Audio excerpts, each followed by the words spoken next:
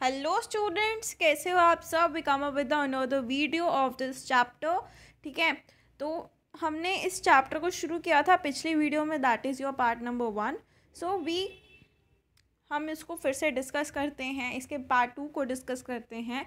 और अब तक किसी भी बच्चे ने इस चैनल को सब्सक्राइब नहीं किया है तो फटाफट से कर ले। और जो भी बच्चे नए जुड़ रहे हैं तो उनके लिए ये है कि आप अच्छे से वीडियोस को देखें, जो भी आपने वीडियोस नहीं देखी है। And thanks for subscribing my YouTube channel. And आप जितना शेयर कर सकते हैं उतना शेयर कीजिए। ठीक है, चलो without wasting of further ado let's get start the video. So fuel and calorific value, तो ये हमारा फर्स्ट टॉपिक है इस पार्ट नंबर 2 वीडियो का। सो इसके बारे में हम डिस्कस करते हैं कि फ्यूल क्या है, कैलोरीफिक वैल्यू क्या है। So the amount of heat energy produced on completely burning 1 kilogram of a fuel in pure oxygen is called the calorific value of a fuel। क्या मतलब है इस स्टेटमेंट का, इसकी डेफिनेशन क्या है कि कितनी amount of heat energy produce होती है जब हम कम्प्लीटली बर्न करते हैं 1 kg ऑफ फ्यूल को प्योर ऑक्सीजन में। मींस एयर के अंदर अगर हम कम्प्लीटली बर्न करते हैं 1 किलोग्राम का कोई भी फ्यूल, तो जितने भी amount of heat energy release होती है या प्रोड्यूस होती है उसको हम बोलते हैं calorific value of a fuel. वो उस फ्यूल की कितनी कैलोरीफिक वैल्यू है। सो fuel which produces more heat energy पर किलोग्राम, उसको हम हाईयर कैलोरीफिक वैल्यू बोलते हैं। जितनी ज़्यादा उसकी हीट एनर्जी प्रोड्यूस होगी तो उतनी ज़्यादा उसकी कैलोरीफिक वैल्यू होगी। The more the calorific value better उसकी एफिशिएंसी होगी, वो फ्यूल की जो क्वालिटी है वो अच्छी होगी। सो कैलोरीफिक वैल्यू को हम एक्सप्रेस करते हैं किलो जूल्स पर केजी में। अब इसकी करेक्टरिस्टिक्स क्या है, गुड फ्यूल की करेक्टरिस्टिक्स क्या होती हैं। वो चीप होना चाहिए, readily available and easy to transport, be easy to store, high calorific value, harmful gases को प्रोड्यूस ना करे, लो इग्निशन टेम्परेचर हो, ठीक है, अंडर वो कंप्लीट और कंट्रोलेबल कंबशन के अंडर वो हो जाए। Among the different physical state of fuels in the gaseous state generally best होते हैं क्योंकि लिस्टेड हेयर। सो गैसियस फ्यूल्स सप्लाई होते हैं सिलेंडर के अंदर या पाइपलाइंस के थ्रू। सो उनकी जो ट्रांसपोर्टेशन कॉस्ट है वो कम हो जाती है। So gaseous fuels large amount of energy को रिलीज़ करते हैं जिससे उनकी कैलोरीफिक वैल्यू ज़्यादा हो जाती है और वो कोई भी ऐश या सॉलिड रेसिड्यू नहीं रिलीज़ करते कंबशन के प्रोसेस के through. So gaseous fuels least amount of harmful gases को प्रोड्यूस करते हैं जो सॉलिड और लिक्विड फ्यूल्स ज़्यादा करते हैं। गैसियस फ्यूल्स इजीली इग्नाइट हो जाते हैं स्मॉल स्पार्क से ही। Their rate of combustion can also be easily controlled with the help of control valve. तो ये सारी चीज़ें जो हैं गैसियस फ्यूल्स को ज़्यादा अहमियत देती हैं, ज़्यादा इम्पोर्टेंस देती हैं। अब हम देख लेते हैं हार्मफुल इफ़ेक्ट्स क्या होते हैं फ्यूल्स के।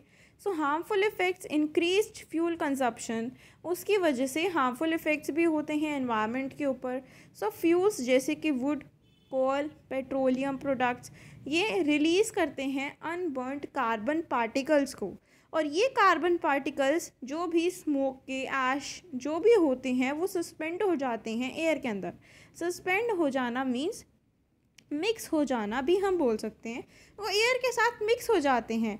एक्सेसिव अमाउंट इन पार्टिकल्स की जो एयर के अंदर है वो ब्रीथिंग प्रॉब्लम्स को प्रोड्यूस करती है, क्रिएट करती है, जिसकी वजह से हमें ब्रीदिंग करने में जो होती है हमें डिफ़िकल्टीज़ हमें देखने को मिलती हैं। विंटर्स में ये पार्टिकल्स स्मोक प्रोड्यूस करते हैं जो बहुत हार्मफुल होता है प्लांट्स और एनिमल्स को।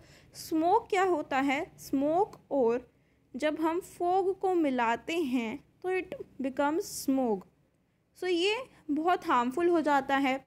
इनकम्प्लीट कंबशन जब कार्बन फ्यूल्स की होगी तो वो फॉर्मेशन किसकी होगी, कार्बन मोनोऑक्साइड गैस की। कार्बन मोनोऑक्साइड गैस एक बहुत पॉइजनस गैस है और हार्मफुल इफ़ेक्ट्स होते हैं। कुछ उसके जो स्मॉल अमाउंट्स जो कार्बन मोनोऑक्साइड के होते हैं वो बहुत ज़्यादा ब्रीदिंग प्रॉब्लम्स को क्रिएट करता है, कॉज करता है। लार्ज अमाउंट्स ऑफ इट वो बहुत ज़्यादा फैटल सिचुएशंस भी क्रिएट कर देती है। सो कंबशन ऑफ मोस्ट फ्यूल्स, उसमें कार्बन डाइऑक्साइड रिलीज़ होता है एनवायरनमेंट में।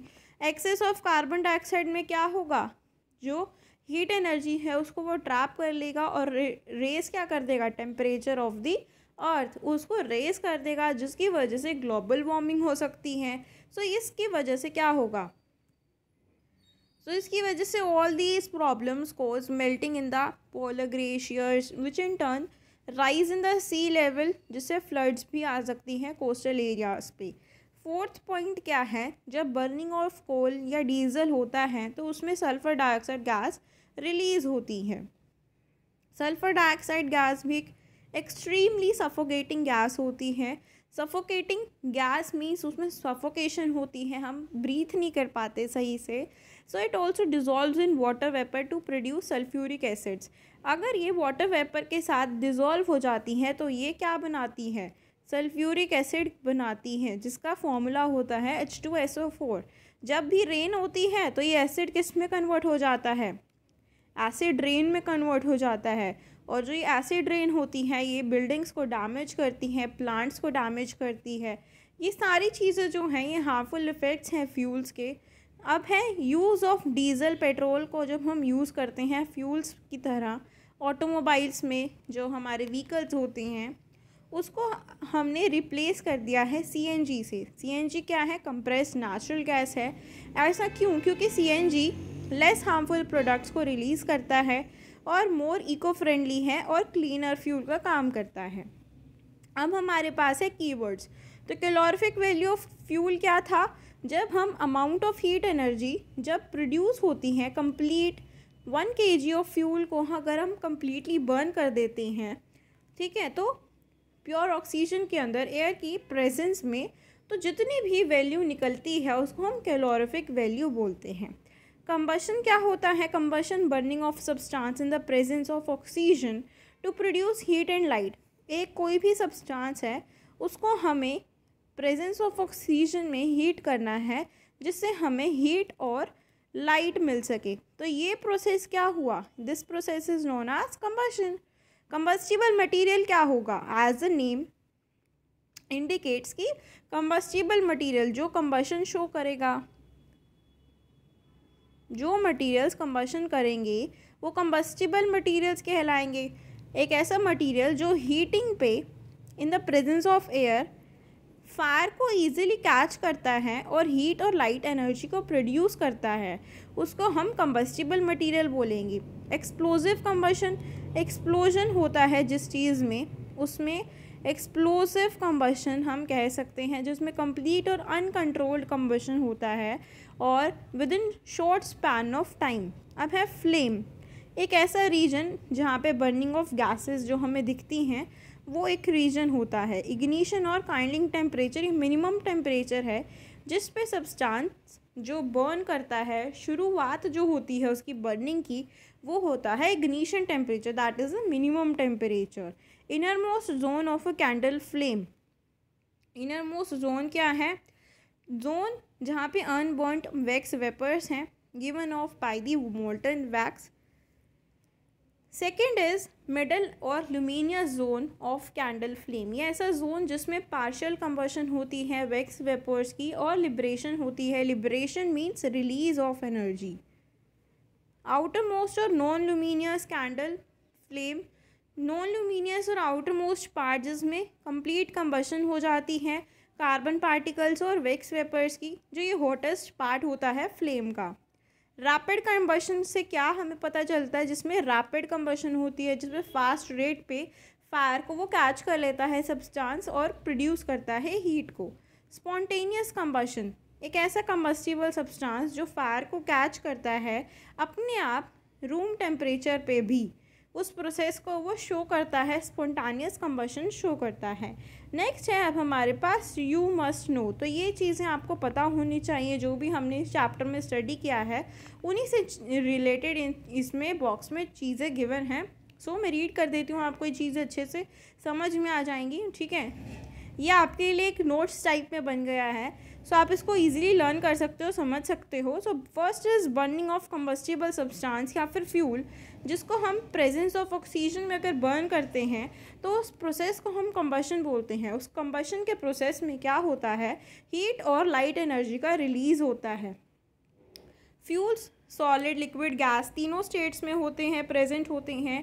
Third is oxygen. जब ऑक्सीजन एयर के अंदर प्रेजेंट होती है तो वह कंबशन ऑफ फ्यूल के प्रोसेस में हेल्प करती है, जिसको हम सपोर्टर ऑफ कंबशन भी कह सकते हैं। ऑक्सीजन को हम सपोर्टर ऑफ कंबशन कह सकते हैं।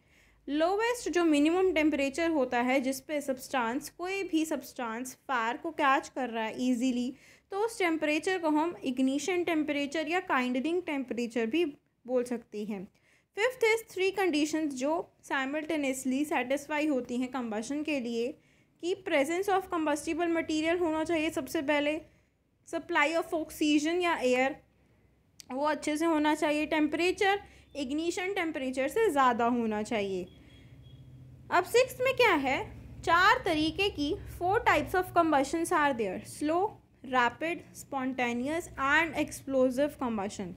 ये चारों हमने अच्छे से स्टडी किए थे। अगर आपने इसको देखना है, समझना है, तो आप पार्ट 1 की वीडियो देख सकते हैं। A candle flame has 3 zones. Candle flame की 3 जोन्स होते हैं, डिफरेंट कलर्स होते हैं, dark zone, luminous zone and non luminous zone. 3 zones different क्यों होते हैं? क्योंकि उनका जो एक्सटेंट है वो डिफर है, extent of combustion of wax vapours वो डिफर करता है, सो इसलिए वो डिफरेंट है। 9th is the amount of heat energy. जब complete burning of 1 kg of given fuel, इस चीज़ को हम कैलोरीफिक वैल्यू बोलते हैं। ये हमने इसी वीडियो में first line of this particular video we already have discussed in this video. So अगर आपको ये लाइन समझ में नहीं आई है तो आप इसको अच्छे से रीड कीजिए, आपको समझ में आ जाएगी। मैंने बहुत ईजीली समझाया कि कितनी अमाउंट ऑफ एनर्जी आपको चाहिए जब हम 1 kg ऑफ फ्यूल को बर्न कर रहे हैं। जब हम 1 kg ऑफ फ्यूल को बर्न कर रहे हैं तो जितनी amount of heat energy produce होगी उसी को हम कैलोरीफिक वैल्यू बोलेंगे। एज सिंपल एज दैट, ठीक है। 10th is ideal fuel cheap होना चाहिए, इजीली अवेलेबल होना चाहिए, readily combustible, easy to transport, ignition temperature ज़्यादा होना चाहिए रूम टेम्परेचर से, हाई कैलोरीफिक वैल्यू, और एनवायरनमेंट को पोल्यूशन भी ना करे वो, ठीक है, पोल्यूट भी ना करे। गैसियस फ्यूल्स को कंसीडर किया जाता है बेटर सोर्स ऑफ फ्यूल्स में। क्यों? क्योंकि वो इजी है ट्रांसपोर्टेशन में, हाई कैलोरीफिक वैल्यू है, इग्निशन टेम्परेचर भी कम है, और एशेस, सॉलिड रेसिड्यूज जो होते हैं उसको भी वो कम प्रोड्यूस करता है। 12th में क्या है, increase combustion of fuel leads to harmful effects. अगर इंक्रीज कंबशन होगा, जिसमें फ्यूल्स का अगर हम इंक्रीज कंबशन कर रहे हैं तो उससे हार्मफुल इफ़ेक्ट्स ज़्यादा होंगे, जैसे acid rain, global warming, environment के अंदर। इनकम्प्लीट कंबशन होगा तो उससे कार्बन मोनोऑक्साइड गैस का प्रोडक्शन जो है वो हाई हो जाएगा, वो भी बहुत ज़्यादा पॉइजनस गैस होती है। So that also a harmful effect for our environment and for all of us. So 14th is the use of CNG। एक अल्टरनेटिव ऑटोमोबाइल फ्यूल का काम करता है, जो एक डीजल और पेट्रोल की जगह यूज़ किया जाता है। नीड्स टू बी एनकरेज, मतलब और लोगों को भी हमें प्रमोट करना चाहिए कि हाँ, आप ये CNG गैस की जो यूज़ है उसको ऑटोमोबाइल फ्यूल की तरह यूज़ कर सकते हो, क्योंकि वो क्लीनर फ्यूल का काम करता है, ठीक है। तो ये सारी चीज़ें हमने डिस्कस करी हैं, इजीली आपको क्लियर हुई होंगी। सो इसकी बैक एक्सरसाइज क्वेश्चन आंसर्स ये हम नेक्स्ट वीडियो में डिस्कस करेंगे। So till then stay tuned for the next video, and if you like my videos please do like, share and comment if you like my video, and most importantly you have to subscribe my YouTube channel for more such related videos. Thank you so much.